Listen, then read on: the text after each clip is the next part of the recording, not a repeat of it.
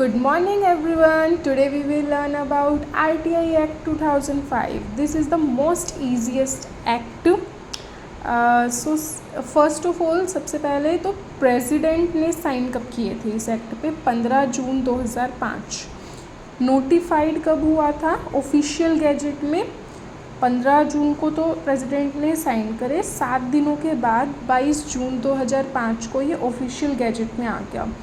लेकिन जो with effect from जो था कि इसको लागू करना कब से शुरू किया, वो 120 दिन बाद 12 अक्टूबर 2005 उसको किया। इससे पहले कोई एक्ट था या नहीं था फ्रीडम ऑफ इंफॉर्मेशन एक्ट, पर ये कभी लागू ही नहीं हुआ। बस इसके बारे में बातचीत चली कि फ्रीडम ऑफ इंफॉर्मेशन एक्ट 2002 होना चाहिए, बट कांग्रेस ने कहा कि इससे अच्छा एक्ट हम ये वाला इसकी जगह पे कर सकते हैं, राइट टू इंफॉर्मेशन एक्ट। तो ये इस डेट को आया। Dates are very important regarding the exam perspective. So purpose क्या था इस एक्ट के आने का? कि जो भी इंडिया का नागरिक है वो सरकार से इन्फॉर्मेशन मांग सकता है। क्यों मांग सकता है इन्फॉर्मेशन? क्योंकि हम जितने भी नागरिक हैं हम ही तो सरकार को पैसे दे रहे हैं टैक्सेस के रूप में और किसी फॉर्म के अंदर, but most of the form of taxes ही हम उनको पैसे दे रहे हैं, डायरेक्टली या इनडायरेक्टली। हमारी वजह से ही सरकार की इनकम हो रही है। तो अब हम सरकार को अगर इनकम दे रहे हैं तो हमारे पास पूरा अधिकार है कि हम सरकार से पूछ सके कि आपने हमारे पैसों का किया क्या है।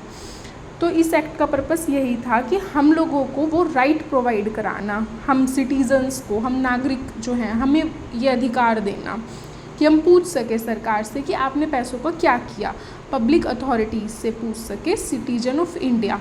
ओके, अगर कोई NRI है तो क्या वो सरकार से पूछ सकता है? सपोज़ मैं यहाँ नहीं रहती, कनाडा में रहती हूँ, तो क्या मैं सरकार से पूछ सकती हूँ कि आप पैसों का क्या कर रहे हो? हाँ, मैं भी पूछ सकती हूँ, क्योंकि मैं नॉन रेजिडेंट ही तो हूँ। सिटीजनशिप थोड़ी ना मेरे पास है कनाडा की, सिटीजनशिप तो मेरे पास अभी भी इंडिया की ही है।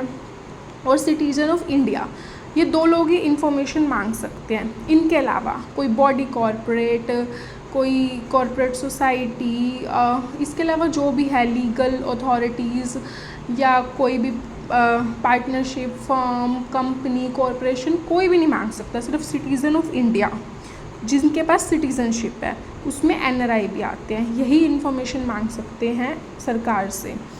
मतलब इस एक्ट में इन्हीं को ये राइट दिया गया है। ओके, अब हम क्या करेंगे? अगर हमें कोई इन्फॉर्मेशन चाहिए किसी भी जगह की, किसी भी डिपार्टमेंट की, किसी भी पब्लिक अथॉरिटी की, बहुत सारे डिपार्टमेंट है ना, तो अब हम क्या किराया भाड़ा भर के वहाँ पे जाएंगे और वो जाते ही हमें ऑफिस में जाके हम कहेंगे हमारे ये सवाल है, इन्फॉर्मेशन दो। वो इतने फ्री नहीं है और हमें उतनी एक्सेस नहीं है कि हम डायरेक्टली जाएं और बातचीत कर सकें। हर चीज़ का एक डेकोरम होता है, एक प्रोसेस होता है। तो इसका भी एक प्रोसेस है, हमें अप्लाई करना पड़ेगा। अब अप्लाई कहाँ करना पड़ेगा? एप्लीकेशन जब देंगे तो हमारी हेल्प कौन करेगा? हम डायरेक्ट अमित शाह जी को या नरेंद्र मोदी जी को तो चिट्ठी नहीं लिख सकते उनके घर। तो इसके लिए एक अथॉरिटी बनाई है उन लोगों ने, पब्लिक इन्फॉर्मेशन ऑफिसर। ये हर जगह बैठे होते हैं, हर जगह नहीं, मतलब कुछ डिस्ट्रिक्ट्स में होते हैं, कुछ में नहीं होते, बट इनको ये जिम्मेदारी दी है कि ये हमारी एप्लीकेशंस को लें, आगे डिपार्टमेंट तक पहुंचाएं और फिर हमें रिप्लाई करें। मीडिएटर का काम ये करेंगे बेसिकली। तो हम लोग अप्लाई करते हैं, उसमें ये हमारी हेल्प करते हैं। हम इनको अपनी एप्लीकेशन दे देते हैं, ये क्वेश्चंस को रीड करते हैं। उसके बाद जिस भी डिपार्टमेंट से वो रिलेटेड क्वेश्चंस हैं, उस डिपार्टमेंट को वो क्वेश्चंस भेजे जाते हैं और फिर वो डिपार्टमेंट इन्हीं को PIO जो हैं, पब्लिक इन्फॉर्मेशन ऑफिसर डिपार्टमेंट, इनको रिप्लाई करता है और ये हमको रिप्लाई करते हैं। रिप्लाई यही करेंगे, इसीलिए इनको एक मीडिएटर का रोल दिया है।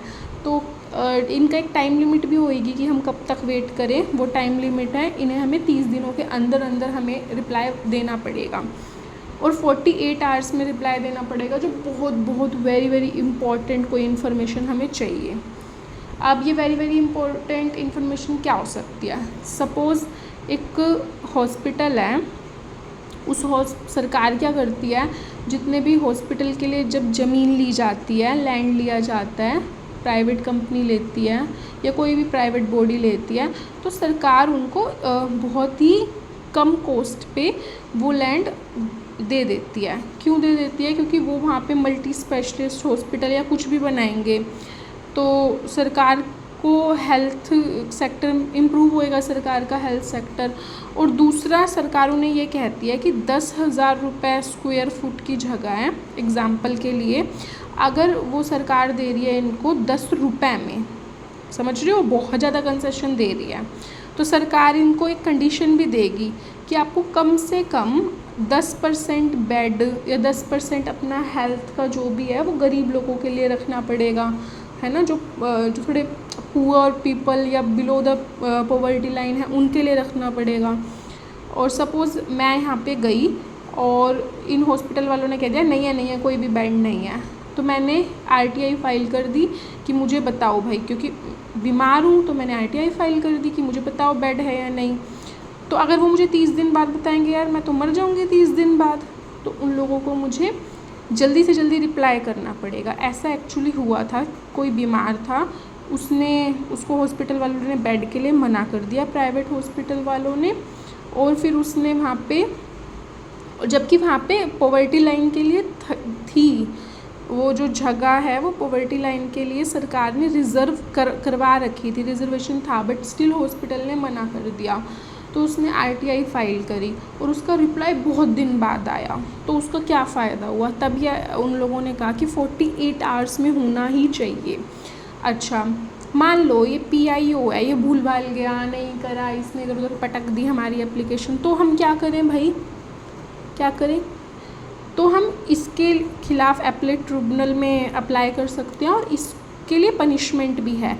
250 रुपये इसके पर डे के लगेंगे, 25,000 मैक्सिमम इसको पेनल्टी देनी पड़ेगी।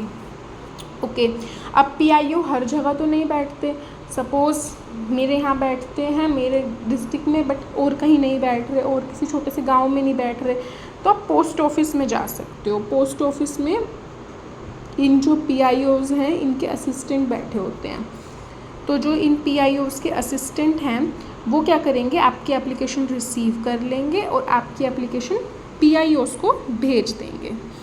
ठीक है, बस रिसीव करना और सेंड करना इनका यही काम है, रिप्लाई करना वगैरह नहीं है, रिप्लाई आपको यही करेंगे। लेकिन जब ये होगा, वैसे तो 30 दिन है, लेकिन अगर आपने अपनी एप्लीकेशन असिस्टेंट्स के थ्रू PIOs के पास भेजी है तो 5 दिन और, यानी कि आपको 35 दिन में रिप्लाई आएगा।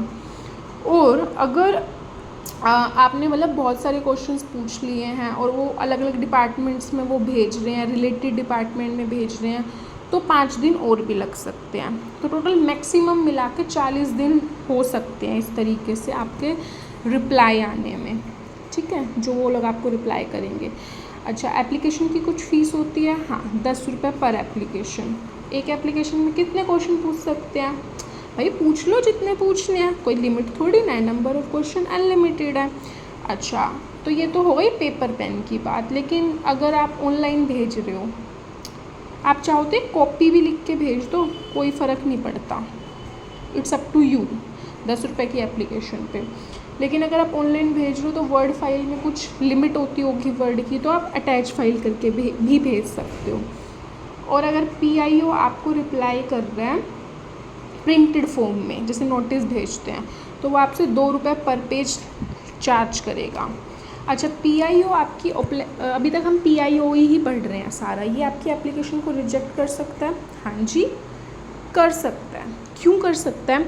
अगर आपने कोई ऐसा इन्फॉर्मेशन मांग ली है जिससे इंटीग्रिटी ऑफ इंडिया को खतरा है, ऐसी इन्फॉर्मेशन मांग ली है जो कोर्ट ने मना करी है देने के लिए, ऐसी इन्फॉर्मेशन मांग ली है जो कॉम्पिटिटिव पोजीशन को हार्म कर रही है, नुकसान पहुंचा रही है, जैसे किसी के ट्रेडमार्क के बारे में पूछ लिया, इंटेलेक्चुअल प्रॉपर्टी के बारे में पूछ लिया, कोई अपना फॉर्मूला आपको क्यों बताएगा, पेटेंट के बारे में पूछ लिया। अभी आपका अगर किसी फॉरेन गवर्नमेंट के साथ कॉन्फिडेंस है, फॉरेन गवर्नमेंट ने कहा है कि ये बात नहीं बताना, और आप ये बात पब्लिक अथॉरिटी से पूछ रहे हो, तो वो आपको मना कर सकती है कि ये इन्फॉर्मेशन हम नहीं दे सकते। किसी के साथ ट्रस्ट का रिश्ता है, इसको डिफ़ाइन किया गया है, इस ट्रस्ट का मतलब क्या है। लेकिन अगर आपका किसी अथॉरिटी के साथ ट्रस्ट का रिश्ता है और उन्होंने आपको कोई इन्फॉर्मेशन बताई है कि आप आगे मत बताना, लेकिन आपसे वो इन्फॉर्मेशन कोई मांग रहा है तो आप ये वाला रीज़न देके मना कर सकते हो। इस सेक्शन को डिफ़ाइन किया गया है कि क्या क्या चीज़ें ट्रस्ट में आती है। किसी की जान को ख़तरा है, ऐसी इन्फॉर्मेशन मांग ली तो भी आप मना करोगे। ऐसी इन्फॉर्मेशन मांग ली जो इन्वेस्टिगेशन में रोक लग रही है जिसकी वजह से, तब भी आप मना कर दोगे। अगर आपसे रिकॉर्ड मांग लिया कि मिनिस्टर्स का रिकॉर्ड वगैरह, कुछ पर्सनल रिकॉर्ड, तो वो भी मना कर सकते हैं वो कि नहीं भाई ये एप्लीकेशन नहीं होगी। अच्छा, अब PIO ने रिजेक्ट कर दिया एप्लीकेशन, तो वो क्या कहेगा, नहीं नहीं भाई चलो भागो यहाँ से। नहीं, वो आपको रीज़न देगा कि जो सेक्शन 8 है उसके लिए, उसकी वजह से मैंने रिजेक्ट की है, या पब्लिक अथॉरिटी ने इन्फॉर्मेशन देने से मना कर दिया। आपको प्रॉपर एक रीज़न देगा। वो आपको ये रेफ़र भी करेगा कि आप अब जहाँ पे अपील करते हैं, एपेलेट अथॉरिटी है, वहाँ जाके अपील करो आगे अगर करना चाहते हो। आपको टाइम पीरियड भी बताएगा कि इतने दिन में अपील करो। अब अगर आपको अपील करनी है तो आप फर्स्ट अपील तो कर सकते हो जो ये PIO हैं, पब्लिक इन्फॉर्मेशन ऑफिसर, इनके सीनियर्स को। ठीक है, मतलब अगर इन्होंने 30 दिन में रिप्लाई नहीं किया, 48 घंटे में रिप्लाई नहीं किया PIO ने, या इनके रिप्लाई से आप सेटिस्फाइड ही नहीं हुए, तो आप फर्स्ट अपील यानी इनके सीनियर को करो अपील। 30 दिन के अंदर अंदर वहाँ पे अपील डाल दो, वो 30 दिन या 45 दिन में आपको रिप्लाई दे देगा। और अगर आप फर्स्ट अपील, ये सीनियर ऑफ PIO ने जो आपको 30 दिन बाद रिप्लाई दी है, इससे भी अगर आप नहीं हो सेटिस्फाइड, तो आप सबसे बड़ी अथॉरिटी है सेकंड अपील इंफॉर्मेशन कमीशन, इसके पास भी जा सकते हो। आपको 90 दिनों के अंदर अंदर इनका जो जवाब आएगा, उस जवाब के आने के 90 दिनों के अंदर अंदर इंफॉर्मेशन कमीशन को अप्लाई करना पड़ेगा। या आपको 30 दिन, 45 दिन जो भी होएगा वो आपको रिप्लाई कर देंगे।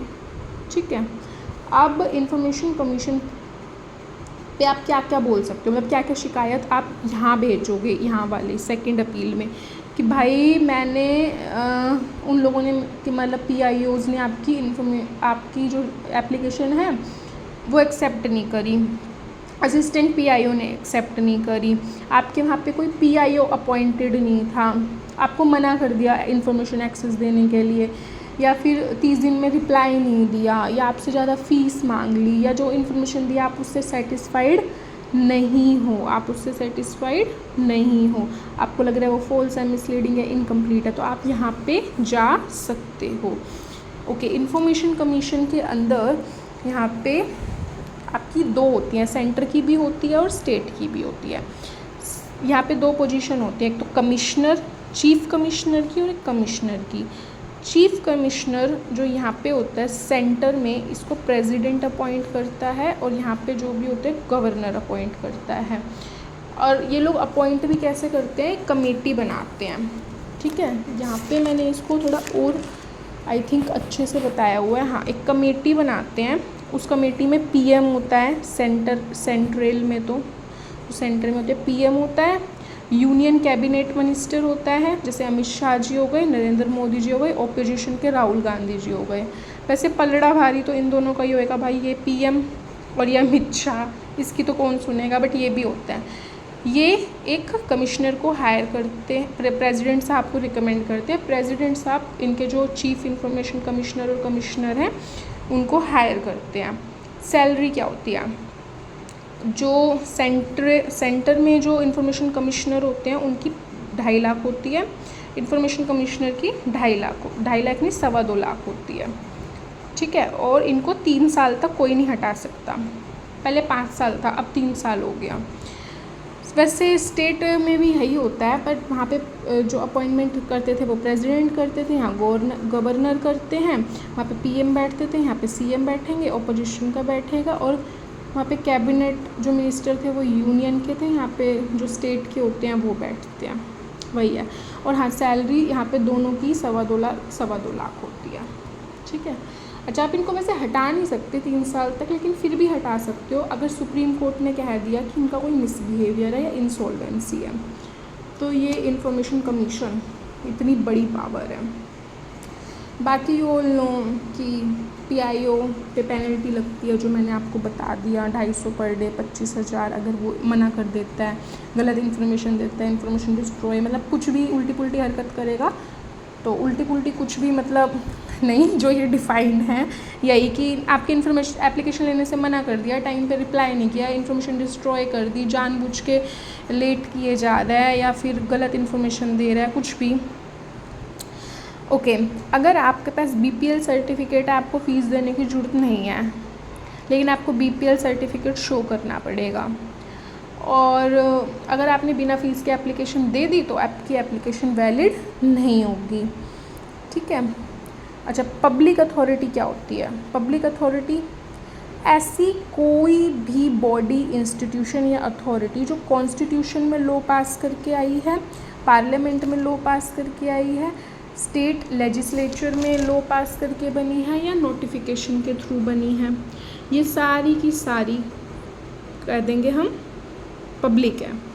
और अगर कोई भी बॉडी ओन्ड या कंट्रोल्ड और फाइनेंस्ड बाय गवर्नमेंट है, या कोई NGO को फाइनेंस्ड डायरेक्टली या इनडायरेक्टली गवर्नमेंट से मिल रहा है, तो उसको हम गवर्नमेंट बॉडी कह देंगे। जैसे मिनिस्ट्रीज़, UPSC, म्यूनसिपल कॉरपोरेशन, अलग अलग डिपार्टमेंट, डीम्ड यूनिवर्सिटी, ये सब कुछ। डीम्ड यूनिवर्सिटीज़ को भी सरकार फंड देती है, और सरकार ने कहा ये जो PM केयर फंड है वो बता देते हैं इसमें कितना पैसा आया। जैसे कोरोना के टाइम बहुत लोगों ने डाला था, बट उन्होंने ये कहा है कि ये सरकारी अथॉरिटी नहीं है।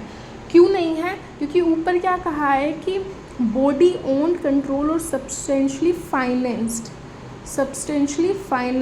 NGO है, चाहे कोई भी बॉडी है, अगर उसको फाइनेंस गवर्नमेंट कर रही है तो PM केयर फंड को गवर्नमेंट थोड़ी फाइनेंस कर रही है, तो पब्लिक पैसा डाल रही है, तो इसीलिए ये पब्लिक अथॉरिटी नहीं है, पर इंफॉर्मेशन वो दे देते हैं।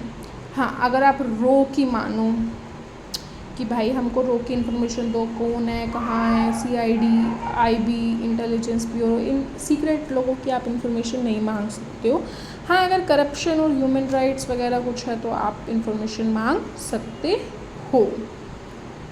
तो this was the easiest I think RTI Act 2005. Bye bye. Thank you.